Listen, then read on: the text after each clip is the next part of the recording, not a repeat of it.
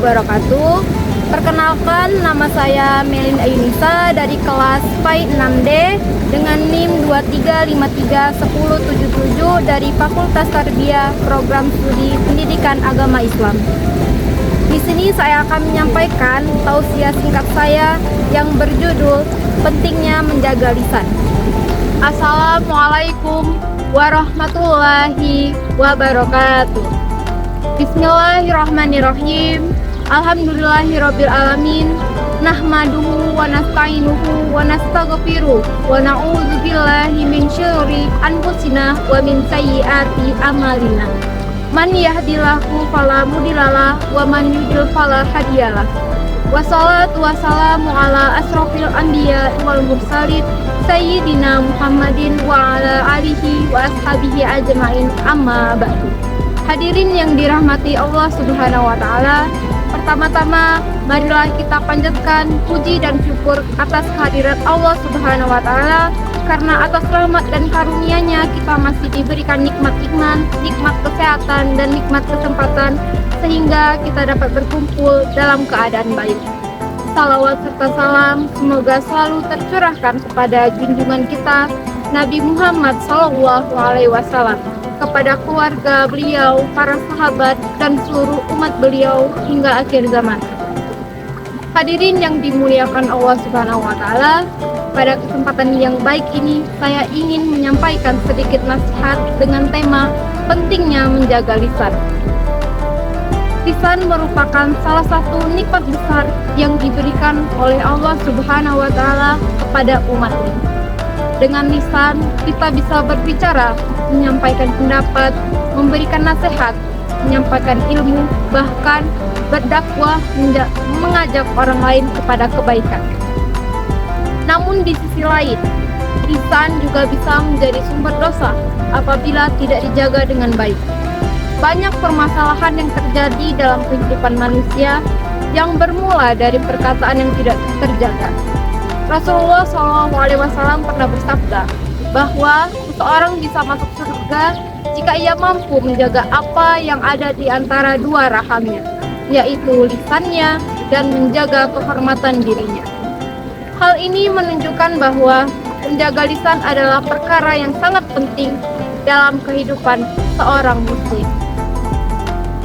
Hadirin yang dirahmati Allah Subhanahu wa taala, seringkali tanpa kita sadari, dosa yang kita lakukan berasal dari perkataan kita sendiri. Misalnya, berkata kasar, berbohong, memfitnah, menggunjing orang lain, atau menyebarkan berita yang belum tentu benar. Padahal Allah Subhanahu wa taala telah memperingatkan kita dalam Al-Qur'an agar menjauhi perbuatan ghibah. Ghibah adalah membicarakan keburukan orang lain di belakangnya.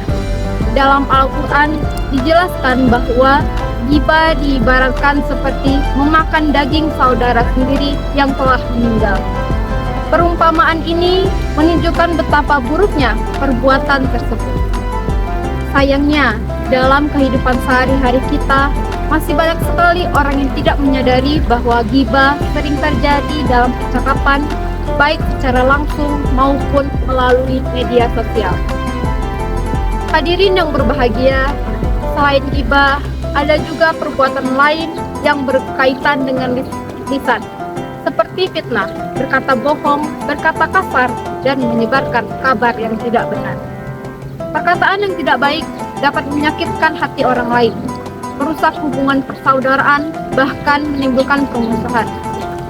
Oleh karena itu, kita sebagai seorang muslim harus belajar untuk menjaga lisan kita dengan baik. Rasulullah SAW bersabda, barang siapa yang beriman kepada Allah dan hari akhir, maka hendaklah ia berkata baik atau diam. Hadis ini memberikan pelajaran kepada kita bahwa sebelum berbicara, kita harus memikirkan apakah perkataan tersebut membawa kebaikan atau justru membawa keburukan. Jika perkataan kita tidak membawa manfaat sama sekali, maka lebih baik kita memilih untuk diam. Hadirin yang dirahmati Allah Subhanahu wa taala, ada beberapa cara yang dapat kita lakukan untuk menjaga lisan kita. Pertama, biasakan berkata yang baik dan sopan kepada orang lain. Perkataan yang baik dapat membuat orang lain merasa dihargai dan dihormati. Kedua, hindari membicarakan keburukan orang lain. Setiap manusia pasti memiliki kekurangan, termasuk diri kita sendiri. Oleh karena itu, kita tidak seharusnya mencari-cari kesalahan orang lain. Ketiga, memperbanyak zikir dan membaca Al-Quran.